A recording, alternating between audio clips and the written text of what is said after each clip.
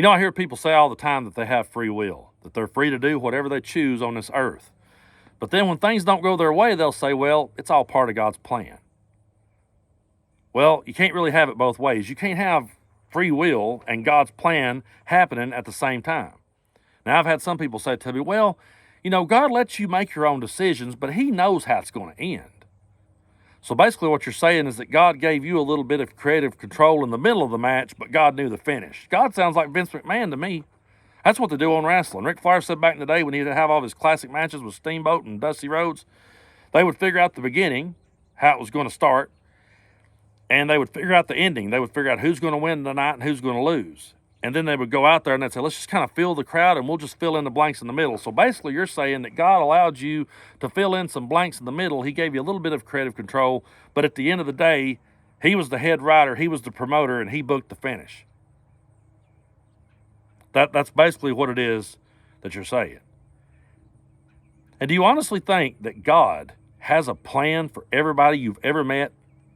Every crazy thing you ever saw in your life, you think that happened so that God could one day reveal his plan to you.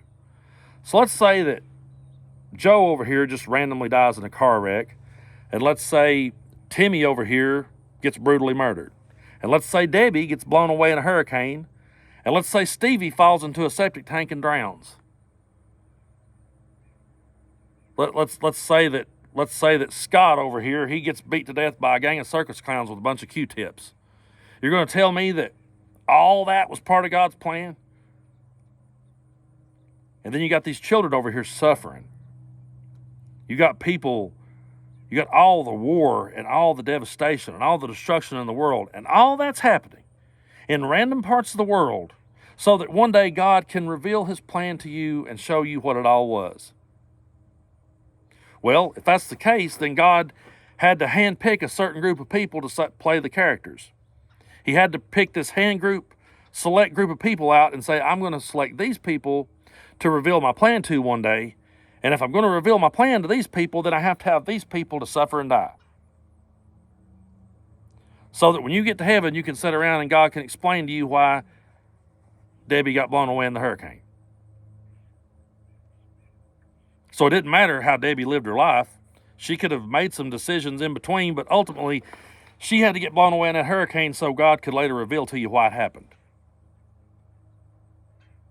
You see why you can't have it both ways?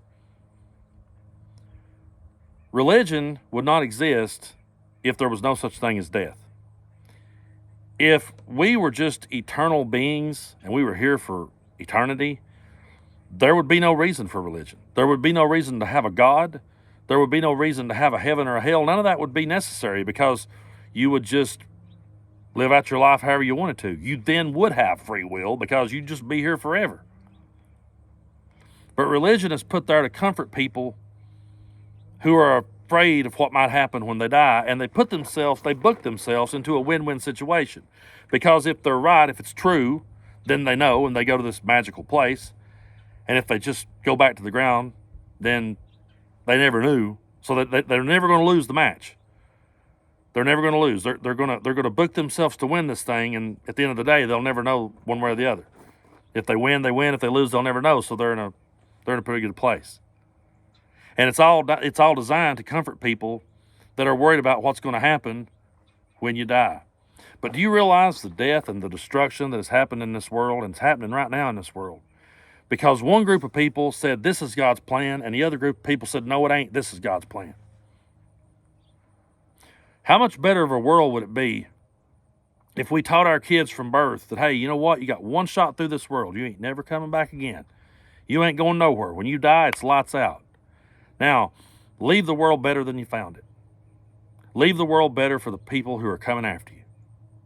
If kids were taught that, and they weren't taught to fear things, and they weren't told they were going to be rewarded, or they weren't told they were going to be punished, and they weren't told that God favored this group over this group, then I think we would have a much more peaceful and a much more productive world.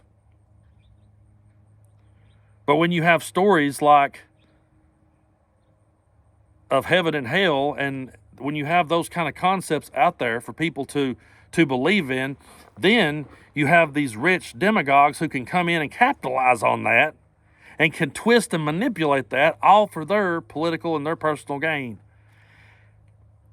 And then anytime something tragic happens and one of us says, man, that would have never happened had there not been organized religion in this world. Well, that's all part of God's plan, buddy. Okay. Let's say you're right. Let's say you're absolutely 110% undeniably, you're right. You got old Brando. I'm wrong. And let's say that by some chance, though, we all get to heaven. I make it. Let's just say that God has mercy on me and he brings me on through the door. And we get in there together. And we're all sitting around in a circle. Now, God, what was the plan for all that? And you sit there and go, wow, that's so awesome. So that's why those gang of clowns beat Tommy to death with the Q-tips. Now I got it. That's why my little cousin suffered with brain cancer. Now it makes sense. I'm going to be sitting there going, you maniac. You mean to tell me you let all that stuff happen just so we could come up here and tell us, and you got all those people down there suffering because of it? Why couldn't you have just spoke up and told us to finish? Why couldn't you have just revealed it to us while we were there? Why did you make us all go through all of this? I don't want to sit here amongst none of you. I would get up and walk out.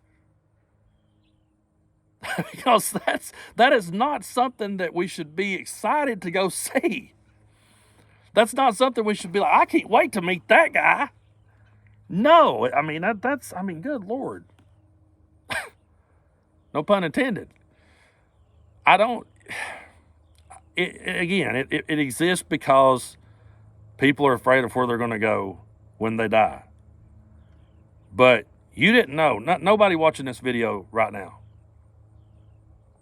unless you're some kind of QAnon conspiracy theorist, none of you was ever alive in 1865. You don't remember it. You have no memory of it whatsoever. Guess what? You're not going to know about 2165 either. None of you. Unless, of course, you're JFK playing guitar in Keith Richards' place. But that kind of circles back to the whole idea of people believing a bunch of crazy shit.